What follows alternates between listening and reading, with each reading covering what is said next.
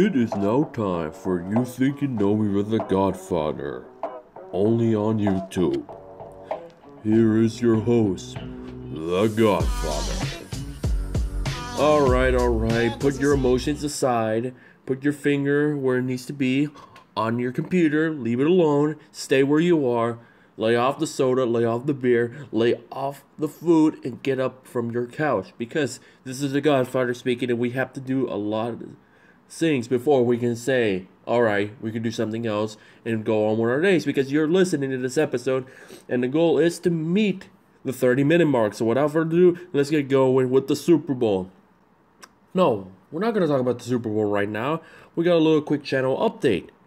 In case if you're wondering, and you see the first two episodes, there was a ticker underneath that tells you like the upcoming games, Idaho results, and all that hoopla.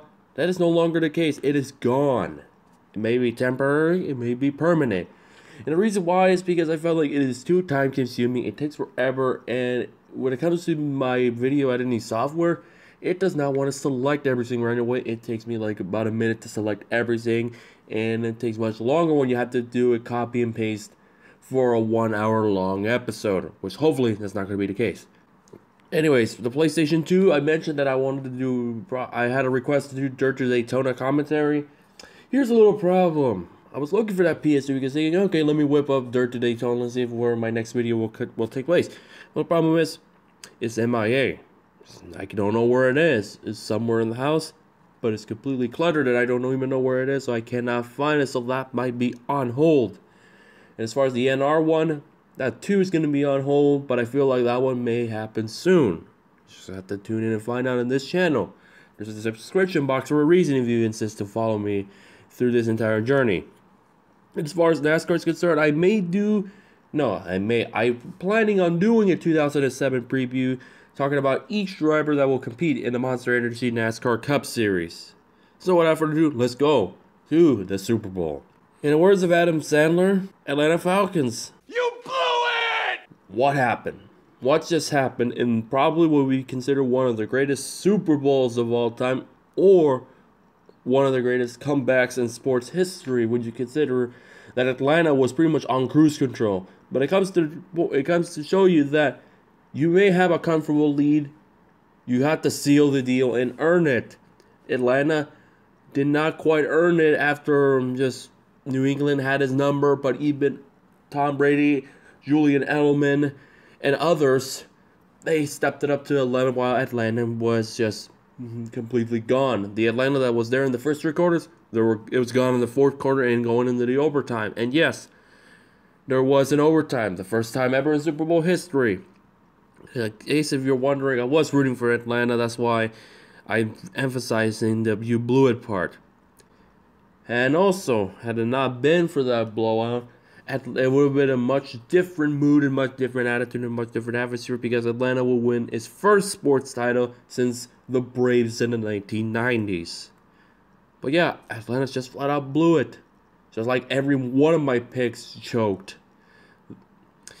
I will go into the detail on who choked and who did not. But my overall thoughts of the Super Bowl, rooting interests aside, it was like a game. And for the first 3 quarters, it seems like the Falcons were finally going to prove themselves that they're no longer horrible on defense. They have all the mechanics for a good, strong run in years to come. And then Tom Brady and a couple of others. I mentioned a couple others because I will talk about Tom Brady and the whole stigma that he carried and he led the team to the championship. That's not the case. Because I honestly thought Brady didn't do so good in the first 3 quarters when it comes to quarterback pressure. When you get sacked more than 4 times in a Super Bowl, that's not good. Even in Tom Brady's standards, that was not good. It was probably one of his worst performances as far as pressure is concerned. But the numbers prove otherwise. But man, but either way, let's say this. Matt Ryan, Julio Jones, and Devontae Freeman all had great games. I said, if those guys have great games, then they prove themselves that they are one of the best in the game today. And they did that. However, the results was not in their favor. And in fact, here are some quick stats. The Super Bowl MVP, Tom Brady, was 43-62, 466 yards, a Super Bowl record, two touchdowns, and 1 pick. Julian Edelman actually did throw a pass. That was during the Patriots were at desperate measures. They were running out of time. As we were thinking at the time, that they said they got to do all the tricks and needles to do it, to get back in front and win the game. And as far as rushing is concerned, you have LeGarrette Blount with 11 carries, 31 yards, with the longest being 9. That's a good thing because here's a little fact. I cannot stand LeGarrette Blount. LeGarrette Blount, to me, I've hated him since the infamous Oregon-Boise State game back in 2009. He made a change, but that stigma is mostly because he played for the Oregon Ducks, and I hate Nike U football.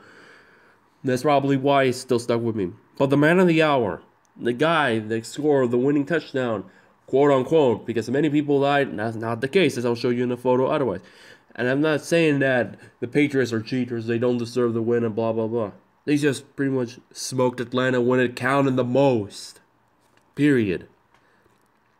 Anyway, James White, 29 yards, 2 touchdowns, with the longest being 10, including the game winner. And then you have, as far as receiving, James White also had a receiving touchdown. He had 14 receptions, 110 yards, the longest being 28. Danny Amendola also earned a touchdown, 78 yards, 8 receptions. I felt like Edelman had a great showing. He did, especially early in the game. But then the catch hurt a runner. There was a lot of them. Don't be mistaken. This is the same game that Julio Jones caught 2 of them in spectacular fashion. As far as the Atlanta's passing is concerned, Matt Ryan, 2 touchdowns, 284 yards, 17 of 23, no picks. Devontae Freeman, 11 carries, 75 yards, 1 touchdown, logs being 37. As far as receiving, Austin Hooper and Tevin Coleman all got touchdowns. So when you see that, it's like Atlanta should be winning, right? No picks, no nothing. No. Like I said, and when they're really counted, Atlanta, look at the fourth quarter. The fourth quarter, Atlanta scored no points. New England got 19. That's how they were able to bounce back in the final quarter, because going into the fourth quarter, it was 28-9 Atlanta. You think it was over after Brady got sacked twice in one drive. No, it was not the case. And unfortunately, and many people say the Patriots won. But here are some records to consider. Tom Brady won MVP, he has 4. That's the most ever. Most Super Bowl passing attempts, 62. Most Super Bowl passing completions of 43. Most Super Bowl passing yards, 466. Passing attempts, 309 in his career. Now we're going into career. Most Super Bowl pass completions of 207. Most Super Bowl passing yards, 2,071.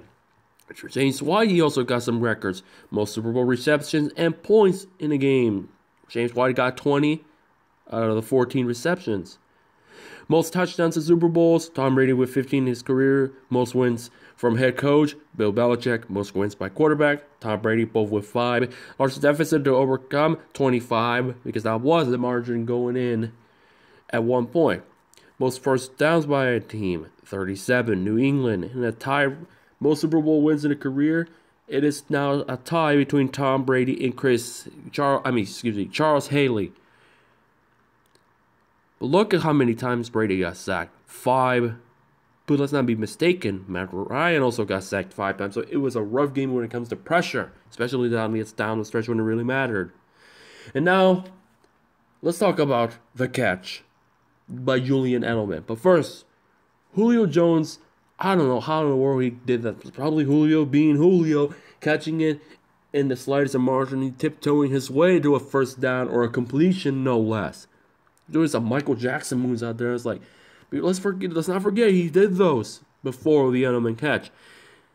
Obviously, the history has been known that the Patriots had an infamy as far as losing their only game in 2000 in the 07-08 season because of David Tyree's catch from the top of his helmet. Now, they rewrote their own infamy and created a memorable moment that will probably last forever, in the case, especially with Julian Edelman, who caught the ball at the slightest of margins. It was this close. It was a matter of inches for that ball to be incomplete, and then the whole complexity of the game would have changed. It took 3. He outbeat 3 Falcons players to catch the ball. And when it comes to football, when it comes to the game, can't get any better than that. Let's just be honest. It can't get any better than that. Obviously, as far as The outcome, I wish the Falcons would have got their act together and won the darn game. And leading to this tweet. As you see in the picture, White had to deal with a couple of Falcon defenders for that winning touchdown that got the Patriots their 5th Super Bowl. Believe it or not, that's your point. I'm just gonna leave it there. It's just a pondering information. Anyways, because I rooted for the Falcons, but I did not want the Patriots to win, just like many people in America, it does unfortunately go to the hate list of Super Bowls. That's not the only one that I hated. There's 3 others. The first one being Super Bowl 37 when I was a little kid. When I lived in San Jose, California. I rooted for Oakland. They were local. Of course, I got to root for the Raiders. Nope, they got smoked. And to this very day, I hated that Super Bowl. I've only watched it once since. I only skipped through it, and then I realized, well, there's a reason why Oakland got smoked. Because John Gruden understood the Raiders. Because he was the coach the previous year. That they were short of making the Super Bowl, and that's in that infamous tuck rule game. Oh, and another little fact: had Atlanta won the Super Bowl, I want to believe they will be the first. For sure, they'll be the first team to win the Super Bowl in their last season of the stadium they played, because this was their last season played at the Georgia Dome, and the other one was the Patriots when they won their first Super Bowl. It was the last season they played at Foxborough Stadium before going to Gillette, where they played to this very day. And it still sinks me the fact that the Raiders could have made it, but then when they lost the wingman, their front guy, their main guy, their quarterback, Derek Carr, I knew it was over. Because he played a big factor. He's not the only one. There's a couple. To get to the Super Bowl, you got to have every component do well. And again, Atlanta's defense, they just, once again, just like the times when they played New Orleans a few years ago, when they had the lead, they find a way to not keep it. Oh my goodness. Thinking about the fact that I've been an Atlanta fan for quite a long time now, it does sting me. But as you see, the large Seahawks logo with the Super Bowl 40 and 49, there's a reason. Super Bowl 40 is obvious. And people make jokes that the Seahawks played 2 different teams, the Pittsburgh Steelers and the referees. I'll leave it at that. And it's Super Bowl 49 that has led to the butt end of the jokes of NFL memes. And I still feel like they should have run the ball. Okay, I will say this. I will take Atlanta choking the game over the Seahawks. One play that Malcolm Butler took the pick. I would rather take the 25 choke as the butt end of the jokes from here on out than the Seahawks. Let's just say that. But anyways, all those 3 Super Bowls sucks outcome-wise. Anyways, Tom Brady. Do I think he's the greatest of all time? Maybe of this generation. But let's not forget Peyton Manning. Let's not forget Brett Favre. Brett Favre only won 1 Super Bowl. Peyton Manning won 2. It's so, okay, here's the thing.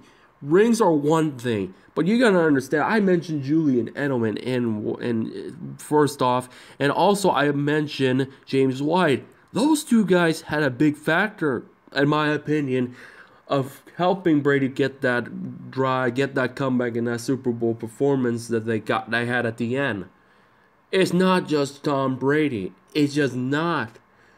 When it comes to football, every component matters, especially in the biggest games. If you don't have all the components, you're not gonna win the game. Doesn't matter when it takes. Well, you're gonna have to play all 4 quarters and believe in yourself to play the game to the very end. Something that Atlanta tried, but it did not work out. So it's not an individual sport. We can look at Tom Brady's accomplishments and say, yeah, he's the greatest of all time. But let's not forget Joe Montana, to name a few. There's been others that had transcended the game. The question is, will Brady's legacy last for a long, long time like Joe Montana? That will be something that we'll find out in the future. It's a team sport, not an individual. Period. Garbage material seal of approval by the Godfather is this particular meme. What a year in sports. Villanova beats UNC, North Carolina, at a buzzer beater for the national championship. Fuck Villanova to this very day. I hate that game. I hate it. I hate it. I hate it. probably one of the only two of this picture that I'm like, okay, and I could get over it. When LeBron James, Kyrie Irving too, and the Cavaliers to pretty much erase that 3-1 deficit to beat the 73-9 Golden State Warriors. I don't have a problem with that one as much because here's why. I still think the 95-96 Bulls were superior than the Warriors. Look at the record. Look at the teams that they lost. Look at the that Warriors lost to a horrendous Laker team in Kobe's final season. See, if I remember the Bulls, the losses they had, I think only one of them did not make the playoffs, or all of them made the postseason. The only team that beat the Bulls more than once, including postseason, was the Seattle Supersonics. Anyways, that one did not bother me too much. In fact, I think Cleveland deserved it because they played as a company. They don't whine about it and act like a bunch of crybabies. And I like the Warriors. The big, obviously, Bay Area team. I hate the 49ers, but I like the Warriors. Anyways, the second least favorite World Series of all time behind 2002, the Cleveland Indians blew a 3-1 lead for the Cubs to win it. I'm sorry. I wanted Cleveland to win. Forget the hype. I don't buy into the hype. And I really hope the Mariners make the postseason, because that team over there, Chicago Cubs, they bury them. And Oakland too, but that's another thing. And the only one that was like, okay, I'm not even mad at all by the slightest, is that Clemson beat Alabama. Considering that UW lost to Alabama, I was going to go for Clemson. I didn't really care much about the national championship because obviously Washington was not in it. But that was I did caught the closing stages. One of the best closings you can ever have in a national championship game. That was otherwise a great college football season, to be honest, when you think about it. Love that game. Love the ending. So I don't have a problem. And then obviously the Patriots come back from 25 down to beat the Falcons in the Super Bowl. It's a little bit of grammatical error right there. Let's add the San Jose Sharks. Let's add the Washington Huskies football and Carl Edwards into the mix, because all three of them I picked to win to get where they need to be. Obviously, Jimmy Johnson won the championship. Alabama moved on, and Pittsburgh Penguins won. So yeah, this has not been a good year as far as my sports picks is concerned, hasn't it? It has not been, with the exception of Clemson and Alabama. And now, probably the biggest loser of the night. It does come from the Patriots, not from an offense, not from a defense. Just a little bit of a humor that I want to bring in. It is Stephen Gostkowski. Missed the extra point. Flat out missed the extra point on the right. He flat out missed it. And if you want to talk about kickers, there's a couple teams that could use some kickers. Let's say not just the Patriots are going to be fine. It's just only one. I made a joke about it, but there's some teams that could use some kickers. Let's see. I think Seattle could afford one. I don't mind them having somebody that will probably be there in case Hoska gets taken somewhere else, go somewhere else. And then obviously San Diego, now the Los Angeles Chargers, they really need one. But I don't know who they will get. I heard this Austin Rico kid was good. Anyways, Super Bowl commercials. I honestly did not look forward to it. I didn't even care about the Super Bowl commercials because I didn't hear anything about the Super Bowl commercials this year compared to the past. And I felt like that might be a good thing, that might be a bad thing. And it turned out it was a good thing. Honestly, my favorite Super Bowl commercial, as you see in the picture, is the Buick commercial. It did not occur to me. I did not hear the dialogue all the way through. It did not occur to me it was Cam Newton in that commercial. And I find it funny. It's like, oh great, look at the little kids' helmets, especially from the red team. It looked like the old Falcons helmets from the 80s. It was like, if this is a sign that the Falcons are not going to win, I will look back on it. I was like, oh great. It was just, whatever. We're done talking about the game. Anyways, obviously the main point was obviously there was some humor that you have Cam Newton being 3 times as tall as all the other players. They're trying to imply the Buick commercials, like if you have one, then your kid could be Cam Newton, or your wife is a supermodel. In the case of Miranda Kerr. So in that case, if I had a Buick, then that must make me Buzz Lightyear, the world's greatest. Hey, I can dream, can I? Anyways, here are my other personal favorites. Number 2, by the Symbols of Mars, is The Stranger Things 2. At first I was thinking, wait a minute, they're showing an old school Eggo commercial. And I was like, nope. It's like, oh, great, it's one of those conspiracies, Ripley believing in it. It's like, hold on a minute. And then as far as the commercial progressed, it was like, holy, And then the sad point is, we have to wait till Halloween for season 2. And many people in America, including myself, had to wait.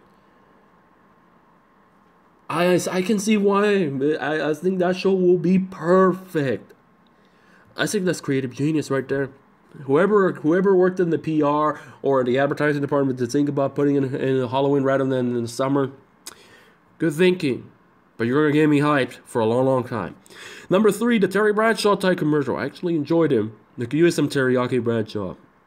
Don't take it with a grain of salt, because when it comes to teriyaki, I have one on the why, because usually I have the runs. Maybe if I go to a natural Chinese restaurant, it may not give me the runs. Anyways, the Ford commercial where everybody seems to have problems or stuck, like everyday situations. That one's a personal favorite because I had a weird, awkward dream that the Pee-wee Big Adventure bike I don't know why I thought it was if a Ford Motor Company would make a bicycle. And then there was a bicycle that had a Ford stick logo in it. It's like, dreams do come true. I can dream and I can come true. Anyways, there's a little side humor. Anyways, Mr. Clean. There's something about women luring a man in the dirtiest situations that gives an automatic 10 out of 10. It's not really a 10 out of 10 commercial, but it got me my attention and I enjoyed it. The Simpsons NASCAR car thrower is also another one that I like, but it does not make the top 5 after I thought about it clearly. Speaking of NASCAR, Daytona Day and of course Bud Light, just like every Bud Light commercial, is garbage. Overall grade, it's superior than the Super Bowl 50 commercials. Thank God we don't have to go through the Amy Schumer Bud Light commercial, because if I hear that one more time on YouTube, I will probably jump off a cliff, which I will not do. Alright, in case you're wondering why I got rid of the ticker, is I decided to do something a little bit better, so I can talk about it. And that is sports scores, Northwest style. In the men's basketball on February 4th, the Idaho Vandals defeated Sacramento State 81-67. The Vandals are now 7-4 in the Big Sky Conference, with Victor Sanders scoring 31 points, coming from 10-12 from the field, 6 assists and 3 steals. The Vandals were 53.7% on the field with 29-54, and they will play Northern Colorado and North Dakota Thursday and Saturday respectively on the road. And as far as women's basketball, they keep going on a roll. They are also now 7-4 in Big Sky after defeating Sacramento State on the road, 72-58. It is Coach John Newley's 143rd win as a Vandal, surpassing Babcock Rats for most career wins in Idaho. Michaela Ferentz had 17 points, 4 rebounds. Carly Wilson with 11 points, 4 assists, and 3 steals. The Vandals will be at home playing Northern Colorado and North Dakota, while Sacramento State will travel to Weber State and Idaho State this weekend. And the quest for the Washington Huskies' run to superstardom continues, as they now won 8 of their last 9 games, defeating Colorado 79-75 to improve 10-2 in the Pac-12, 22-3 overall, with Kelsey Plum added again 28 points, 11-24 with 6 assists. Chantel Oshunor, 20 points and 16 rebounds. Those two have been on a roll, and the Huskies will look to continue their quest to a potential national championship, facing Arizona Friday and Arizona State Sunday. And a little soft spot in my heart, and it occurred on February 3rd. The Granite Falls Tigers lost to Cedar Park Christian 55-58. However, there are no stats to give out other than senior night, and also, unfortunately, it's a little bit similar to my path when I filmed these games in high school. Their 15th straight conference loss. As far as the Cascade Conference is concerned, South Woodby will play Linden Christian tonight at 7 p.m. and the quest for districts is underway. Oh, a little bit of a fact, I was 23-59 overall. The best season was 12-10 when we made it to districts in 2011-2012. I was 1-39 in the first 2 seasons, so at least they won a game compared to the 2009 Crown Center when there was no wins. Alright. Another thing that I was inspired from the ticker is the Daytona 500. It is 18 days away. Bobby Labonte and Kyle Busch deserve that honor equally, because I felt like a lot of people hate Kyle Busch because he wins all the time in the Xfinity Series, and he won a championship, decided not running the whole season, but that's what the Chase can do. There's a little bit of loophole with one of the biggest comebacks in NASCAR history, winning it after missing the first 11 races. To me, Kyle Busch, he's going to be one of the best overall drivers in NASCAR, whether he drives one way too many Xfinity Series races. He's the only one that could catch Petty as far as wins in all 3 series. So with that in consideration, he's going to be a first ballot Hall of Famer.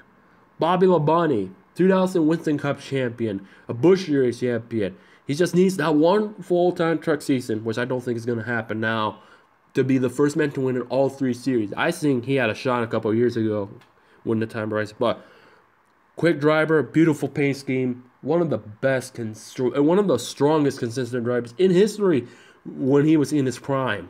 So I felt like both of them earned those accolades. From positive to not so positive, in my opinion, it is Cole Whitt and TriStar Motorsports will run the full season in Cup in the number 72 Ford. Pretty much saying Cole Whitt is going to drive the same number as his cousin Brandon did in 2006. Here's my problem. Cole Whitt left a not-so-good team, a backmarker, and joined essentially another backmarker team. It's like, it makes no sense. It's hypocrisy at its finest, and I understand he drives for TriStar on occasions in the Xfinity Series, but the fact that he's still in Cup, getting all these opportunities over, say, Alex Bowman, Ryan Truex, Parker Kligerman, Justin Allgaier, Alex Bowman, is absolutely ludicrous.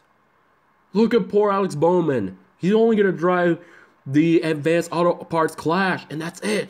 He's got no ride. It's just a darn shame. It really is. Same for Parker Kligerman. They all got rushed, and their careers died. Meanwhile, Cole Whitt is still in Cup. It's absolutely blasphemy, in my opinion. I've never been impressed with Cole Whitt, not even when he was in Red Bull. Never been impressed with it. I've not been a fan of him well before everybody started hating on him for what he did at Homestead. When honestly, there were no tires. That's what backmarkers and underfunded teams have to endure. They ran out of tires, so they have to stay out. And not just to lead a lap, but they have no choice. They could have honestly dropped it back, but nope, they did not. The only good thing that has happened in Cole Whitt's career is just to have April Rose interview him. That is about it. And speaking of April Rose, let's transition to the Godfather's Women's Crush Wednesday Celebrity Crush of the Week. Because, I say Women's Crush Wednesday because there's only one WCW in my mind, that is World Championship Wrestling. When you have a woman that is massively attractive, that loves hard rock, that loves motorsports, that loves the whole 9 yards, how can you not go with April Rose? How can you not? Obviously, this is my pick. How can you not? Dude, when it comes down to it, it's a no-brainer to me. It really is a no-brainer. The wickedly gorgeous April Rose deserves his honor. So tune in next week to figure out what's the Godfather crushing about now. And now for Who's Number One? Who's number one? Who's number one? Who's number one? Who's number one? So who's number one? Who's number one? Who's number one? Let me tell you about this right now. It is not going to be a fun Who's Number One because it's because of one particular artist. And it does not have to do with the Hot 100. It has to do with the Billboard 200. Let's go down to it because you have the hack known as Mingos, the Lord of the Mumble Rap, with Culture at number 1. And then for the third straight week in a row, the number two spot is from a new album. This time, first it was the XX, last week was John Mayer, and now it's Brantley Gilbert with The Devil Don't Sleep. And then number 3, that's actually how it's spelled, Sweet Sexy Savage by Kalani. Number 4, Starboy, which was number 1 the last couple of weeks, is now number 4. Now 61, can you believe it? Now That's What I Call Music is still alive and running with its 61st compilation album at number 5.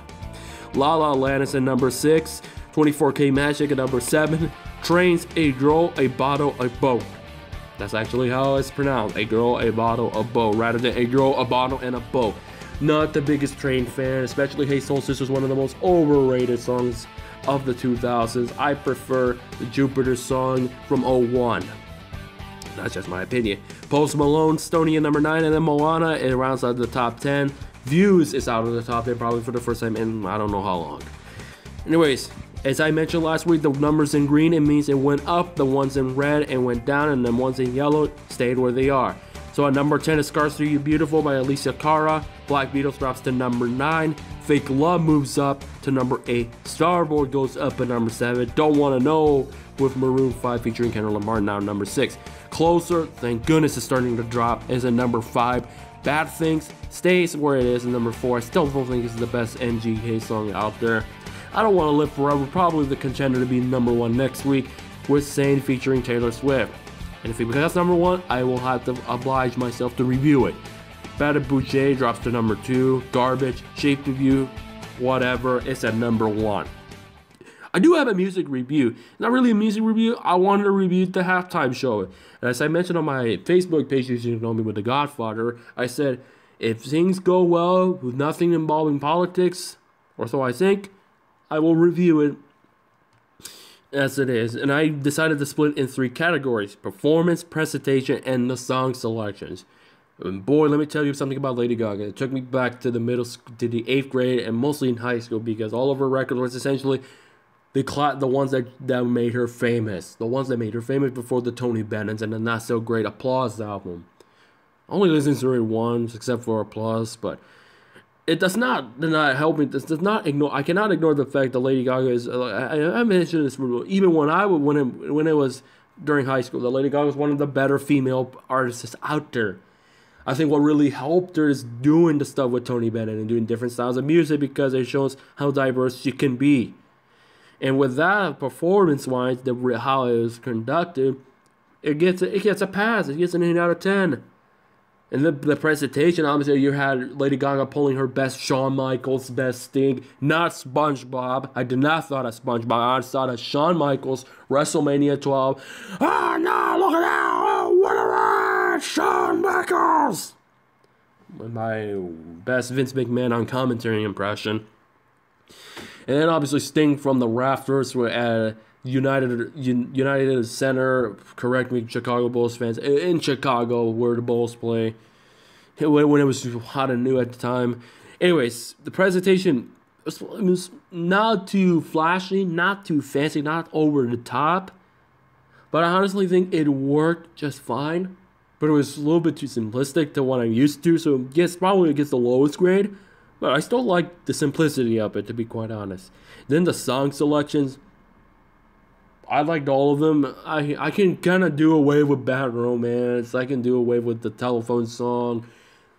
But for the most part, that was just a little blip. And when you have like all those big hits, all those big poppers that he had, and then the fact that, here's the thing, song selections, I grade those on a curve. I really do when it comes to the halftime show, because when you consider like Black Eyed Peas, Madonna, Katy Perry, Beyoncé, I gotta grade it under a curve. I did not grade Katy Perry under a curve. I think it was one of the most overrated halftime performances of all time. Even the shark meme is overrated as it can get. More overrated than the What's Up With That or whatever. Well, no, it's not What's Up With That. That's the hurricane. That hyena woman, whatever, the one from Dr. Phil. That hyena woman. I don't get it.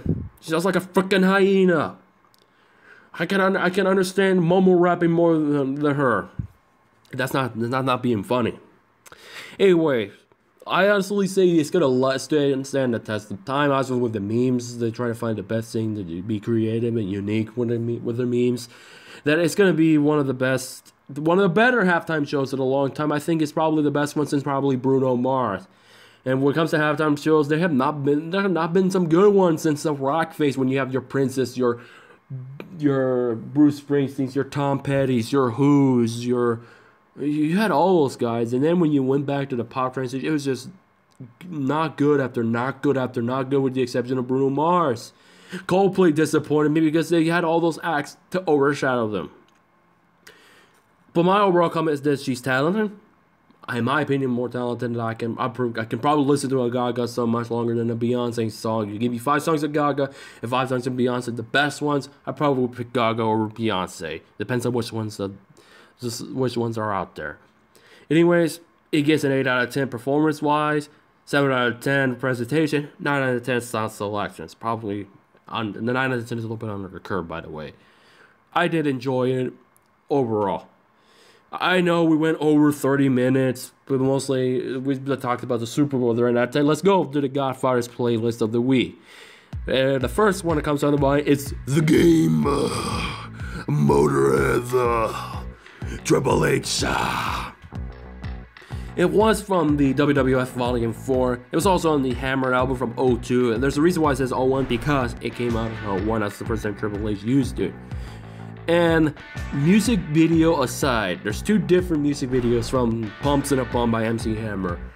Don't watch the pool one if you do not.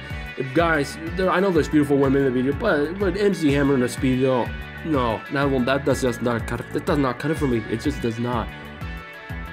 Good beat. I really like the beat. Then again, the early 90s beats were probably one of the best ones out there. The third one is One by Metallica from the album Injustice for All. The variations was well crafted. It's probably one of my favorite Metallica songs over the last couple of months. I couldn't not put that on hold for any longer, so I put it on the playlist of the week. Bruce Springsteen's I'm a Rocker from the album The River joins in my list. It's just like your classic Bruce Springsteen type of music, and obviously it did have a lot of influence that I watched the 2003 Subway 400 intro that had that song. I was thinking, who think that's a Bruce Springsteen or John Mellencamp? When it comes to the certain songs, Mellencamp and Springsteen, you're gonna have to figure out which one it is. But I think when it comes down to the voice range will help you to solve that problem.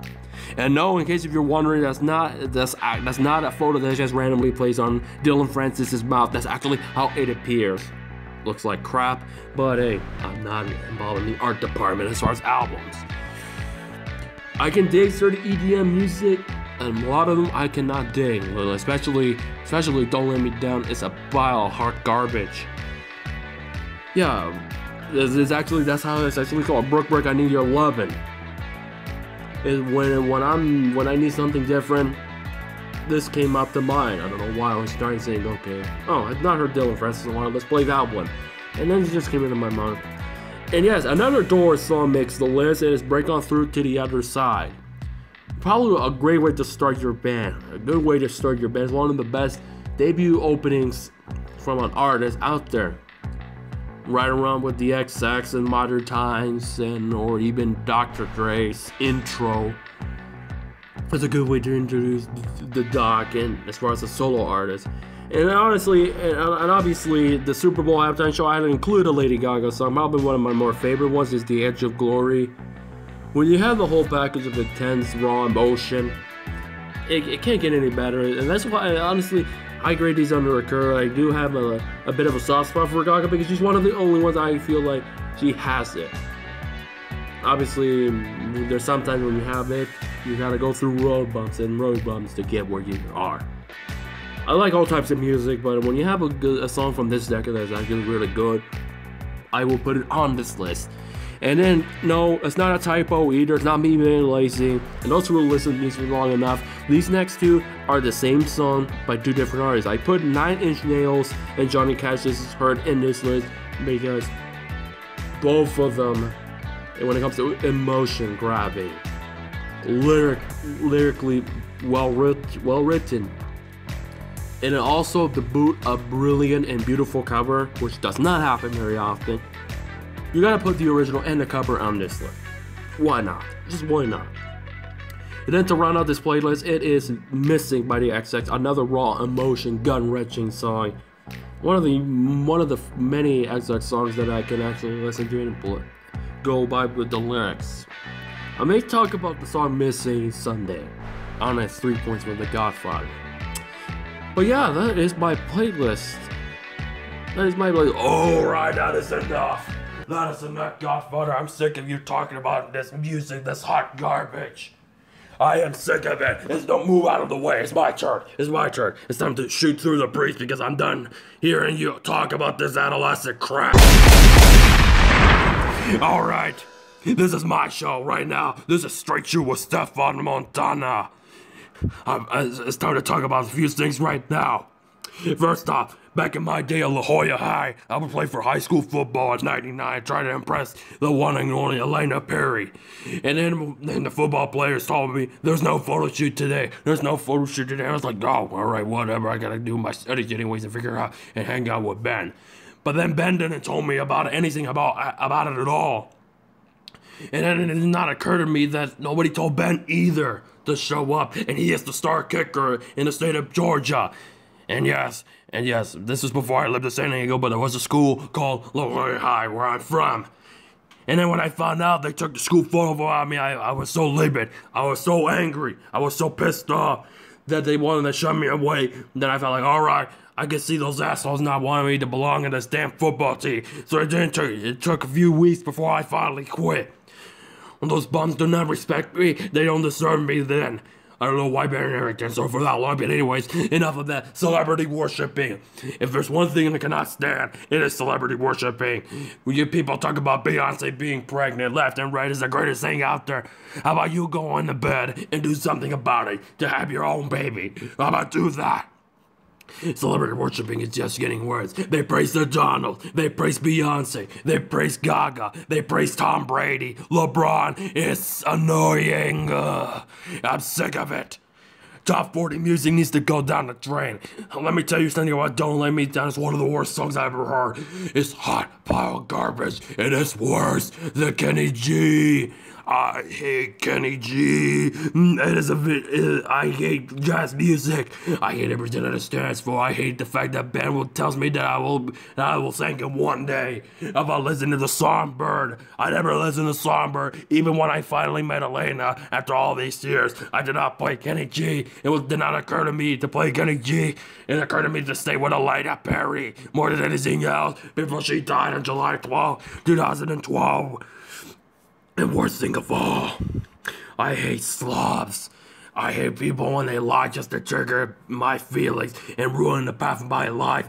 I heard this one person one time that ruined this one guy's career by taking all the opportunities away, taking good hard-earned $20 to write an article just to destroy his career. And guess what? It did. It got him fired. It got him to a sexual assault lawsuit. And what did I do about it? I had to deal with it. Because when you have stupid idiots that beat up women, I have to deal with all that crap being an undercover agent in San Diego and in the Southern California area. I'm done talking about this crap. Here's your penny show. I'm out. Sick and tired of this garbage. Don't let me just put a hot pile of. Let's move on with 3 points with the Godfather, shall we? Here's a quote by Kelly Elmore. It says, quote, sometimes the only way to ever find yourself is to get completely lost. And let's be honest, we all get lost trying to find our identity, find our belongingness. And that kind of transitions to what I'm going to talk about. And I want to go back to the summer 2015 to make my point across. So this is technically part 2. I felt like at that time when I was after thinking about transferring from Idaho to Houston, I said, how would I describe myself in terms of authenticity? At the time, I was an arrogant brute, an asshole. I did not want to talk to anybody. I was looking forward to the school year to be done and over with so I could move on. My mind was at the wrong place. And over the years in college, not just during that time, over the years in college, I struggled to find belongingness. It took me a long time to find it. And even in some aspects, I felt like I did not belong in certain places to this very day. And quite honestly, it does bother me. It really does, especially this one instance where it occurred to me they did not welcome me enough. So because of that, they didn't welcome me. I didn't feel like belonged in a certain group. I said, you know what? I'll let my thoughts, I'll let my feelings, I'll let my footage tell the story to prove or to stick it to them that I'm not just a fly in a pan or just a has-been. Not really much of a has-been, but a nobody when it comes to what I want to do. So I ended up doing extra and extra and extra. And no matter how many times I've been cut or been shackled from certain things getting taken away, the stuff that I felt like, okay, I need just to put food on the table. I just said, you know what, if that's gonna be that game, I'm gonna have to just say, you know what, I'll deal with it and move on and just pretty much not like them, period. It is what it is. You'll have people that you will not like in life. To this very day, I hate certain people. But that's not my point. That's not my point that I wanted to talk about. I just wanted to emphasize belongingness, because when it comes to the Maslow's hierarchy of needs, belongingness has always been a struggle for me. Sometimes it's basic needs, but here's the thing. If you feel like your basic needs are not being met, but you have belongingness, you have to start all over. You have to start at the bottom. If that's not how Maslow works, you have to work your way up. And if one problem occurs, you go back to the beginning. It's kind of like a video game in a way. That you have an opportunity to restart and get that safety need, your basic needs, your safety needs, and then when you get the belongingness, you have to say to yourself, you belong to this group. You belong to be in a certain group. And I felt like that final year as a junior counselor at camp, as you see in the video footage, there's more that I filmed than what I showed last week. I realized that belongingness could occur at any time. And I felt like, while I may not belong to one group, I can safely say I can belong in another. You'll find a group that you felt accepted and belonging. And I felt like that last year alone, it made me realize that I should embrace the ones that accept me for who I am and where I feel like I belong and relate. And honestly, and quite honestly,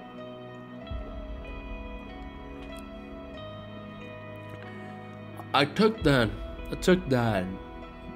thought process and said, okay, when I feel like I belong to that group, I will know it. When I feel like I'm not, I can tell, and I'll be in a point of saying, okay, I can try to figure it out, or if it doesn't, no matter how many attempts, it's just not gonna work out.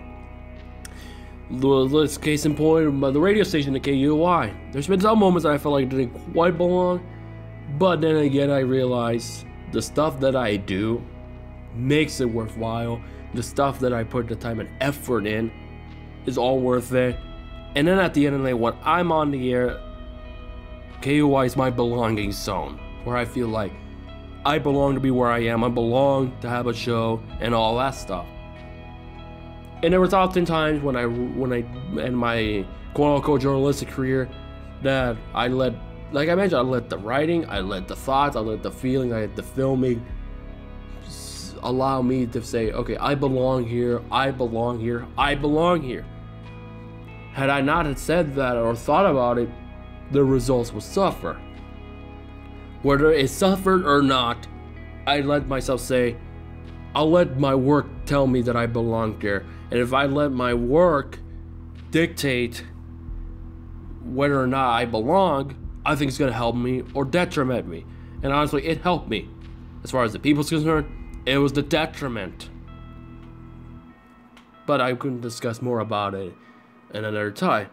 But then when I go back to summer 2015, had it not been for thinking about where I belong and where I don't belong, none of this would have existed. The issues that I've dealt with, and then I probably would have been a different story now had I went to Houston. I felt like I need to belong in Idaho. I need to belong there. I belong here. And ultimately, after I graduated in December, it was all worth it. I felt like I did belong in Idaho. I left my mark, no matter how big or small it was. And I felt like there's no really any form of regret. There really isn't.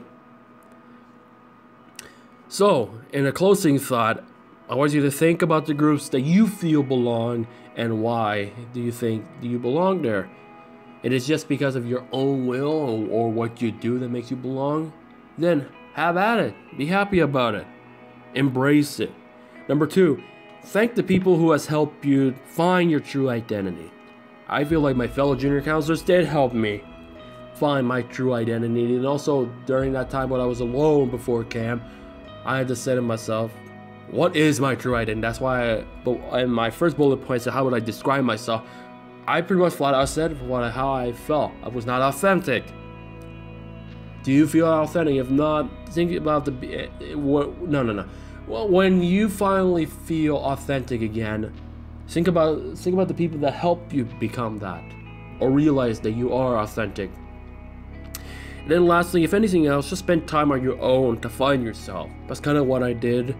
I took time off after the spring semester ended and figured out what will it take me to figure out how authentic I am.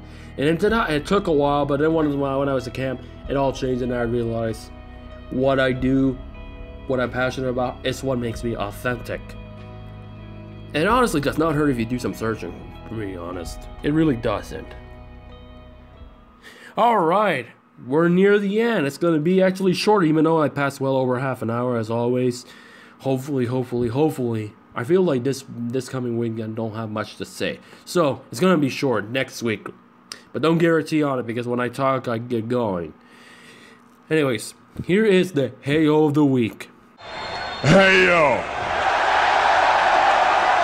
It's not other than a fellow YouTuber named David Land, who does sports cars, Indy cars, NASCAR reviews, whether it's gaming or diecast. He has some beautiful, obscure, but beautiful at the same time diecasts of the kart days, the LMS days, and that makes like, he has all these nice cars. I feel like when the financial game it's in my favor, I'll probably look into those diecasts, because honestly, I'm not just a NASCAR fan, I'm a racing fan in general. And the main reason why I went with Hey-O of the week, not just for his content that he provides, it's mostly because of how he ranted about Daytona Day. Just struck with me. It's like everything that he said, that's how I feel, because I honestly feel like the Daytona Day ad is just not good. It does not represent the sport quite well, and there's a lot of stereotyping, and also, as he mentioned, pandering involving that video. I'll put the video in the link in the description below of what to kind of let him tell the story. But go check out his channel. Alright, Auto Rocket Racing 94 on YouTube, which is pretty much you're watching this video right now. TNS Sports 94 is on my backup. Follow me on Twitter at the LT Files. I don't expect to see me tweet for a while after that Super Bowl. Tune in. As far as tweeting, I'll be back on Monday.